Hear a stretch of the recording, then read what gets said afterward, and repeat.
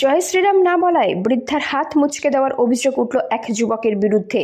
ঘটনাটি গাইশপুর পৌরসভার ৯ নম্বর ওয়ার্ডের। এই ওয়ার্ডের বাসিন্দা দীপালি বিশ্বাস গতকাল সন্ধ্যায় দোকান থেকে বাড়ি ফিরছিলেন। সেই সময় এক যুবক তাকে জয় শ্রীরাম বলতে বলে। তিনি অস্বীকার করলে হাত ধরে টানা হেঁচড়া করে। সেই সময় আঘাত পান তিনি। চিৎকার চেঁচামেচি করলে স্থানীয়রা ছুটে আসে। তারপর যুবক পালিয়ে যায়। এই ঘটনার তীব্র নিন্দা করেন গাইশপুর পৌরসভার পৌরপ্রধান সুকান্ত চ্যাটার্জি। তিনি বলেন, বিজেপি এইসব নোংরা রাজনীতি করছে। যদিও বিজেপির পক্ষ থেকে অভিযোগ অস্বীকার করে। আমার সাথে কিছুই না। আমি শুধু দোকান থেকে আসছিলাম, আসার সময় আমাকে বললো কথা আছে তোমার সাথে। আর কথা আছে, ঠিক আছে। আমি গেলাম, ভালোভাবে যাচ্ছিলাম। ও আমার হঠাৎ হাত ধরে টান দিল। টান দিয়ে এমনভাবে টান দিল যে হাতটা আমার মুচকে গেল, ব্যথা হলো। আর খালি বলছে জয় শ্রীরাম।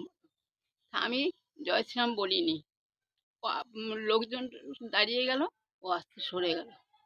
কে ছেলেটা? কে ছেলেটা হলো আমাদের পাশেরই, ওই প্রীতম বলে একটা ছেলে। ও কি কোনো রাজনীতি দলের সঙ্গে যুক্ত? তা আমি জানি না, সঠিক কিছু জানি না। হঠাৎ এসে আপনাকে হ্যাঁ, জয় শ্রীরাম বলতে বললো? হ্যাঁ। ও আমাকে কোনোদিনই কিছু আমার সাথে কথা নেই ওর সাথে। ওই নেশা টেশা করে? হ্যাঁ, নেশা করে, খুব নেশা করে। আপনি কি থানায় বা পুলিশের কাছে জানিয়েছেন? হ্যাঁ, জানিয়েছি। কালকে রাত্রিবেলাও ফোন করেছিল পুলিশ, আমি জানিয়েছি সব। এখন মানে কি কোনো আতঙ্ক বা কোনো ভয়ে আছেন? এখন কোনো ভয় নেই। ও বলছে, দিদা আমি কোনোদিন, কালকেও এসে পায়ে ধরেছে, আমাকে বলছে, দিদা আমি আর কোনোদিন এরকম কাজ করব না। স্বীকার করেছে অন্যায়? হ্যাঁ, আর পায়ে ধরে ওর মা এবং ও দুজনাই এসে সেই অনেক রাতে এসে আমার পায়ে ধরে ক্ষমা চেয়েছে। তা বলছে আমাকে চেয়ারম্যানও ৩ বার করে ক্ষমা চাইয়েছে। আমি ও ও নাম কি আপনার? আমার নাম দীপালি বিশ্বাস। আপনি কি কোনো পার্টি পুটি করেন? তৃণমূল করি। এটা কোন এলাকা? সাতটাপাড়া। যে ছেলেটা আপনার হাত ধরে টেনেছে সে কি কোনো রাজনৈতিক দলের সঙ্গে যুক্ত কিছু? তা আমি জানি না। কোন রাজনীতির দলে যুক্ত আমি জানি না, তবে নেশা করে এইটুকু জানি। পরে কি ভুল বুঝে অন্যায় স্বীকার চেয়েছে? হ্যাঁ, ২ বার করে, সকাল ভোরবেলা এসেও চেয়েছে, আবার রাতে এসেও চেয়েছে। ওর নামটা কি? ওর নাম প্রীতম ব্যানার্জি। কোথায় থাকে ও? ও পাশেই থাকে, আমার পাশে। এই এলাকার নাম দোকানের কি? ওয়েবসাইটে। এই এই এলাকা এলাকার নাম? সাতটাপাড়া, আপনার নাম? ৯ নম্বর ওয়ার্ড। আমার নাম দীপালি বিশ্বাস। ৯ নম্বর ওয়ার্ডের আজকে এক বৃদ্ধা, ৭০ বছরের ওপরে বয়স, তিনি আজকে কমপ্লেন করেছেন থানায় যে আমি জানিও না, সে ব্যাপারে আমাদের কিছু বলেননি। সে ভদ্রমহিলা অভিযোগ করেছেন যে একজন ব্যক্তির নাম জানি না, বিজেপির আজকাল যারা তৎকালীন নেতা হোক কর্মী হোক, তাকে বলেছে এই জয় শ্রীরাম বল।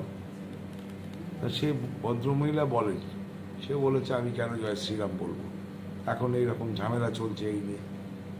তখন তার হাতটা মুচড়ে দিয়েছে।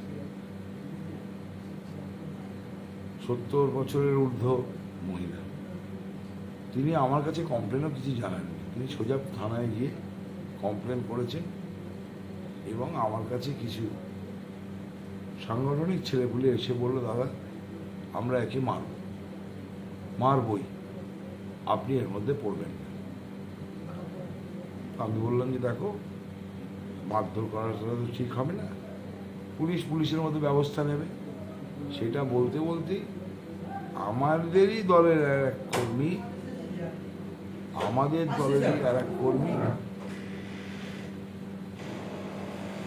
একে ধরে নিয়ে এসে বলছে, দাদা ভুল হয়ে গেছে, এটা করে ফেলেছে, এটা মাফ করুন, ছেড়ে দিন। দেখুন, ছেড়ে দেওয়ার নিশ্চিতভাবে আমরা কখনো কারোর খারাপ চাই না, ক্ষতি চাই না। তবে এটা একটা ভয়ঙ্কর অভিযোগ আমি মনে করি, কারণ বিভিন্ন জায়গায় প্ল্যান্টেড যেটা বলে, এই ধরনের ব্যক্তিবর্গ বিজেপির কিছু তাদের পয়সা দিয়ে হোক বা যেভাবেই হোক প্ররোচিত করে তাদেরকে মার্কেটে ছেড়েছে। তারা ভাবছে এইভাবে বয়স্পুরে ক্ষমতায় আসবে। আমি আবার একটা জিনিস দেখাতে চাই আপনাদের, দেখুন বাড়ি বাড়ি গিয়ে কাগজ ফেলছে, সাবধান। 13 নম্বর ওয়ার্ডে, আমার ওয়ার্ডে এক বৃদ্ধা মহিলাকে রাত্রির বেলাতে কানের ওপর এক থাপ্পড় মেরেছে, সে বৃদ্ধ মহিলা পড়ে অজ্ঞান হয়ে গেছে। স্বাভাবিকভাবে সেখানে আতঙ্ক হয়েছে, তাকে পুলিশ ধরতে পারেনি। কমপ্লেন আমরা করেছি, আমরা ওইটুকুনি পারি, তারও খোঁজ আমরা চালাচ্ছি, কিছুটা ট্রেস হয়েছে।